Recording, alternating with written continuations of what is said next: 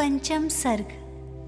समस्त अंतरंग बहिरंग परिग्रहों से रहित, श्रेष्ठ गुणों की संपदा से युक्त, सबसे महान, जगत के वंदनीय और विद्या के समुद्र परमेष्ठियों को मैं नमस्कार करता हूँ।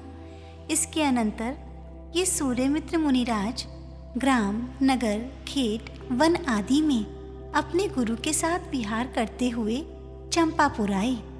यह चंपा नगरी या चंपापुर वासुपूज्य भगवान की निर्वाण भूमि है, जिसकी स्तुति, प्रदक्षिणा व नमस्कार करके आचार्य महाराज के साथ निर्वाण भक्ति का पाठ किया।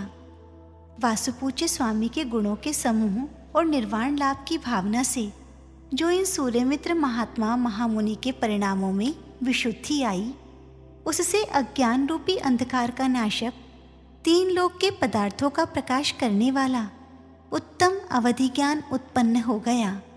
वास्तव में जो निष्प्रह होते हैं, उनके सारी अभीष्ट रिद्धियां तपश्चरण के प्रभाव से स्वयमेव प्रकट हो जाती हैं, इसमें कोई संदेह नहीं है। श्री सुधर्माचार्य ने इन सूर्यमित्र मुनिराज को ज्ञान विज्ञान से संपन्न, गुणों के सागर, सम्यक दर्शन, सम्यक ज्ञान और सम्यक चारित्र से विशुद्ध आत्मा वाले, संघ का भार उठाने में समर्थ, महान तपस्वी, महान तेजस्वी, महाध्यानी, महाव्रती, महान जितेंद्रिय, महान शीलयुक्त, महान योगी, महान हृदय वाले, संसार के प्राणियों का हित चाहने वाले, जगत को सुखी करने में समर्थ, निष्प्रह, संपूर्ण, अन्य शिष्यों के गुणों से बड़े जानकर समस्त संघ की साक्षी पूर्वक आचार्य पद देकर आप एकल विहारी हो गए। अब ये सुधर्म स्वामी आचार्य पद के झंझट से हटकर घोराति घोर तपश्चरण करते हुए नाना प्रकार के देशों, नगरों और ग्राम आदि में विहार करते हुए ध्यानाध्ययन में तत्पर, प्रमादहीन, जितेंद्रिय, धीर वीर, मौन व्रतधारी, महान आत्मा, महामुनि वाराणसी नगर पहुँचे। उसके बाहर के स्थान पर प्रासुक निर्जन स्वच्छ स्थान पर हर्षपूर्वक आत्मध्यान के साथ योग साधन किया। आत्मध्यान और योग साधन के योग से मोक्ष मार्ग में ले जाने वाली छपक श्रेणी मांडकर ज्ञानावरण, दर्शनावरण, मोहनीय और अंतराय, इन चार घातिया कर्मों को नष्ट कर मुक्ति रूपी लक्ष्मी के सुख के लिए दर्पण के समान 9 केवल लब्धियों के साथ केवल ज्ञान प्राप्त किया।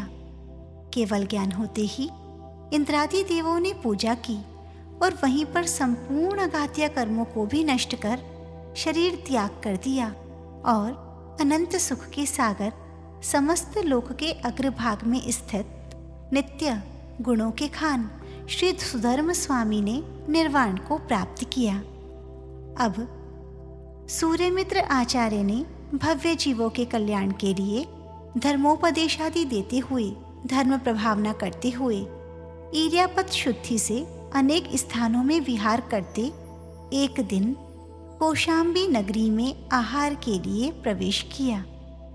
सो इनके गृहस्थावस्था के भांजे तथा शिष्य अग्निभूति ने संपूर्ण परिग्रहों से रहित निर्ग्रंथ अवस्था में देख दुर्लभ धरोहर की तरह परमानंद को प्राप्त हो 3 बार तिष्ठ तिष्ठ तिष्ठ, आहार जल शुद्ध, यह कहकर उनको पड़गाहा और नवदा भक्ति पूर्वक दाता के 7 गुणों से युक्त हो अग्निभूति ने विधि पूर्वक ज्ञान की वृद्धि करने वाला प्रासुक, सरस और मधुर आहार देकर परम प्रसन्नता प्राप्त की।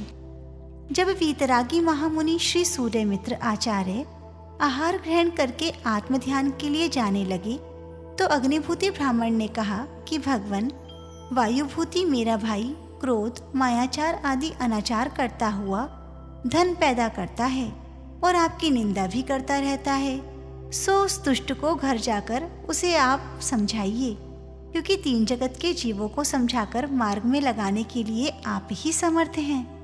आचार्य महाराज ने कहा कि उसके पास जाना अभी ठीक नहीं, क्योंकि वह स्वभाव से ही कठोर परिणाम वाला है। सो हमें देखकर ही वह निंदादि द्वारा दुर्धर पाप का बंध करेगा, जिससे वह चिरकाल तक दुखी होता हुआ दुर्गति में भ्रमण करता रहेगा। आचार्य महाराज की बात सुनकर अग्निभूति ने कहा कि स्वामिन, मेरे अनुरोध से ही आपको उसके पास चलना और समझाना चाहिए, और सिर्फ होनहार होगा वैसा हो जाएगा। अग्निभूति की यह बात सुन जगत के कल्याण के लिए सदैव तैयार रहने वाले, सबके साथ समान भाव रखने वाले आचार्य महाराज अग्निभूति के आग्रह से उसके साथ वायुभूति के पास चले गए। वायुभूति पापी ने पाप के उदय से उन्हें देखकर मुनि जानकर कटुक और खोटे वचनों से क्रोधित हो उनकी बड़ी भारी निंदा की और कहा कि तू वही पुराना दुष्ट क्रूर कंजूस ब्राह्मण है जिसने हम दोनों से भीख मंगवाई थी और अब नग्न हो गया है, इत्यादि कटु वाक्यों से महामुनि की निंदा करके अशुभ तिर्यंच गति को बांध लिया। सो ठीक ही है कि जिसका जैसा शुभ या अशुभ होनहार होता है वैसी ही उसको सारी सामग्री मिल जाती है। सूर्यमित्र आचार्य महान योगी थे, क्षमादि गुणों के धारक थे। सो समता भाव की अधिक वृद्धि के लिए जो उसने निंदा करके आक्रोश परिशह दी थी उसे सहते हुए वे वन को चले गए। जब वायुभूति ने इस प्रकार मुनिराज आचार्य की निंदा की तो अग्निभूति को बड़ा ही दुख हुआ। उसने हृदय में संवेग धारण कर विचार किया कि यह दुष्ट बुद्धि पाप के उदय से कैसा महान पापी है जिसने इन महामुनि की अपने ही को दुर्गति देने वाली निंदा की, अथवा दोष भी क्या है। वास्तव में तो मैं ही पापी हूँ जो मैं इनको जबरदस्ती वायुभूति के पास ले गया। हालांकि भविष्य के ज्ञान के कारण ये नहीं जा रहे थे, इसलिए मुनि निंदा से जो पाप लगा है उसका मैं भी भागी हूँ, क्योंकि कृत, कारित और अनुमोदना इन तीनों से बराबर ही पाप अथवा पुण्य का बंध होता है। अब मुझे इस पाप का प्रायश्चित करना चाहिए, जो यही है कि इस पाप की विशुद्धि के लिए जेल के समान घर को और शत्रुओं के समान बंधुजनों को छोड़कर संयम धारण करूं। उस भाई से मुझे क्या लाभ है जो अपने गुरु की ही निंदा करता हो, अथवा उस घर या कुटुंब से क्या करना है जिनसे अशुभ कर्मों का आश्रव होता हो।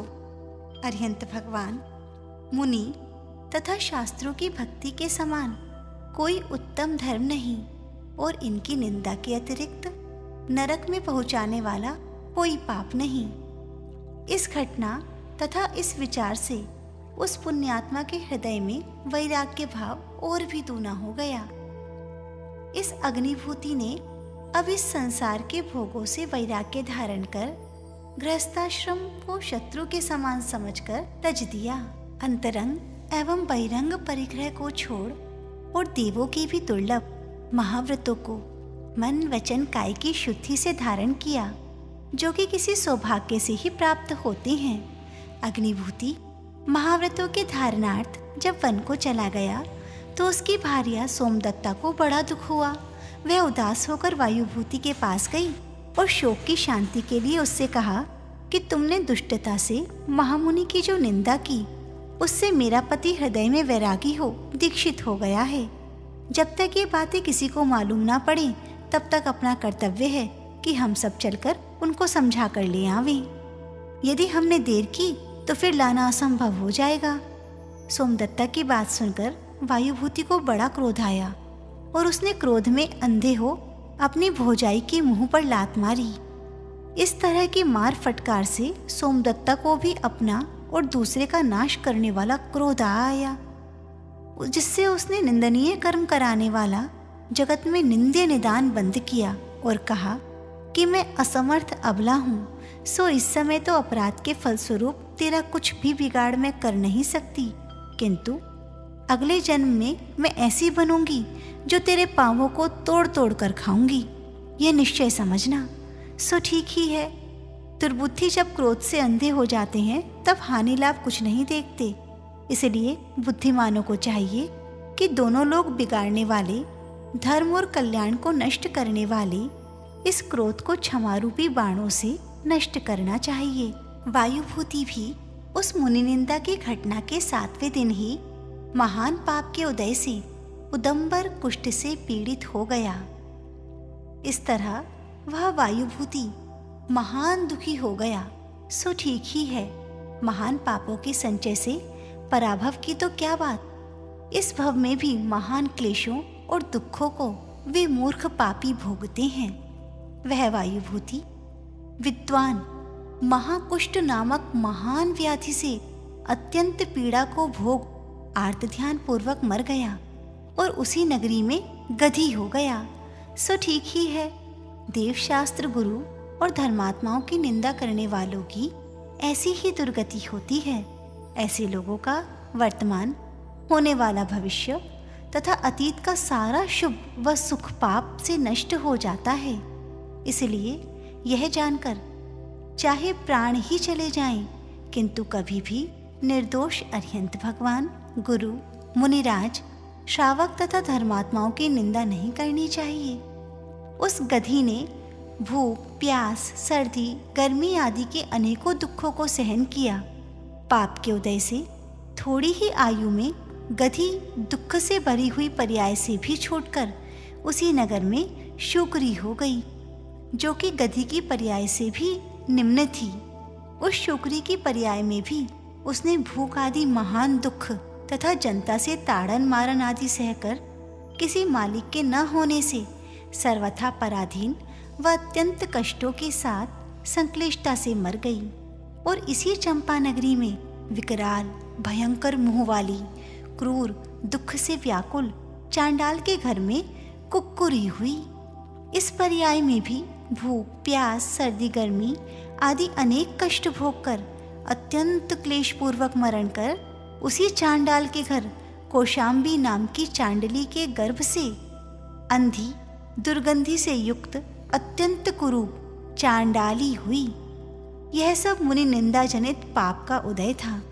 किसी समय धर्म ध्यान परायण सूर्यमित्र और अग्निभूति मुनिराज भूमंडल पर विहार करते करते वहां आ गए। सूर्यमित्र मुनिराज के तो उपवास था, सो वह तो वहीं वन में ठहर गए, किंतु अग्निभूति मुनिराज शरीर की स्थिति के अर्थ आहार के लिए वन से चंपा नगरी में आए। उन्होंने मार्ग में जाते हुए बहुत वृक्षों के मध्य धूल में सने हुए वस्त्रों से युक्त जामुन के वृक्ष के नीचे खड़ी हुई उस दुख से पीड़ित चांडाली को देखा। उस चांडाली को देखते ही वे अग्निभूति महामुनिराज भी कुछ दुखी हो गए और स्नेह तथा दुख से उनकी आंखों में आंसू आ गए। श्री अग्निभूति महाराज उस चांडाली को देखने से अपनी ऐसी अवस्था देख वन को वापस लौट गई। श्री अग्निभूति मुनिराज ने अपने गुरु महाराज को नमस्कार कर पूछा कि महाज्ञान के धारण करने वाले गुरु महाराज, चांडाली को देखने से मुझे शोक क्यों हुआ? मेरी आंखों में आंसू क्यों आ गए? इन शोक आदि दुखों के होने का क्या कारण है? सो कृपा करके मुझे बतलाइए। अग्निभूति मुनिराज के इस प्रश्न को सुन गुरु महाराज श्री सूर्यमित्र मुनिराज बोले कि धीमान, यह चांडाली तुम्हारे भाई वायुभूति का ही जीव है। इसने मेरी निंदा की थी। उसी निंदाजनित पाप से वायुभूति पर्याय में भी महान कुष्ठ व्याधि के दुख भोगे और मरकर अनेक तिर्यंच गति में रुलकर जगत में निंदनीय नेत्रहीन कुरूपा चांडाली हुआ है। पुराने जन्म के स्नेह संबंध से यह शोक और दुख तुमको हुआ है। प्राणियों के भव भव में स्नेह और बैर के भाव प्रकट होते रहते हैं। अग्निभूते, तुम एक बात और भी सुनो, और वह यह है कि तुम्हारे भाई वायुभूति के जीव की आसन्न भव्यता बहुत निकट है, अर्थात आ ही गई है। इसका मरण आज ही होने वाला है। सो तुम वापस जाओ और उसे संबोधन देकर युक्तिपूर्ण वाक्यों से उसके कल्याण के लिए उसे व्रतपूर्वक संन्यास ग्रहण कराओ। श्री गुरु महाराज के ये वाक्य सुनकर परोपकारी अग्निभूति महामुनि ने शीघ्र ही वहां जाकर उत्तम वाणी द्वारा संबोधते हुए कहा, बेटी, तू देवशास्त्र गुरु की निंदा के पाप से तिर्यंच गति के दुख भोग कर अब इस नीच कुल में पैदा होकर महान दुख भोग रही है। इसलिए तू पाप को नष्ट करने के लिए अब धर्म को ग्रहण कर।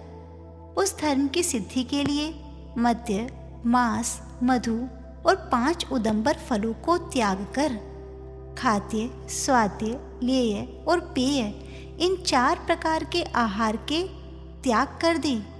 5 अणुव्रत, 3 गुण व्रत, और 4 शिक्षा व्रत ग्रहण कर ले और तू मेरा कहना मानकर संन्यास ले ले, क्योंकि तेरा आज ही मरण होने वाला है। इसलिए अब तो अपने कल्याण के लिए मैंने जो कहा है सो शीघ्र कर। उस चांडाली ने भी श्री अग्निभूति मुनिराज के वचन से वैसा ही करके व्रत ग्रहण किए और भोजन पान आदि का त्याग कर संन्यास धारण कर लिया। इसी समय इस नागशर्मा ब्राह्मण की स्त्री त्रिदेवी पुत्री की प्राप्ति की इच्छा से उत्सव सहित इन नागों को पूजन के लिए आई। सो उसी मार्ग से जा रही थी कि वायुभूति के जीव उस चांडाली ने, जिसने कि अग्निभूति मुनिराज के उपदेश से व्रत पूर्वक संन्यास धारण किया था, गाजे बाजे आदि की आवाज सुन यही निदान किया कि मैंने जो व्रत पूर्वक संन्यास लिया है उसके फल से इस नागशर्मा की स्त्री त्रिदेवी के कन्या हो जाऊं और दूसरी गति नहीं पाऊं। जैसे कोई मूर्ख रत्न देकर कांच लेना चाहे, ऐरावत हाथी बेचकर गधा खरीदना चाहे, सुवर्ण के बदले लोहे का टुकड़ा लेना चाहे, वैसे ही उस ज्ञानहीन ने स्वर्ग की संपदा के देने वाले संन्यास और व्रत से इस प्रकार का निदान किया। सो यह सब कुछ कुबुद्धि का ही फल है। जिस व्रत पूर्वक संन्यास धारण करने से स्वर्ग और परंपरा से मोक्ष तक की प्राप्ति होती है, उससे इसने उस त्रिदेवी के गर्भ से स्त्री पर्याय में कन्या होने की इच्छा की।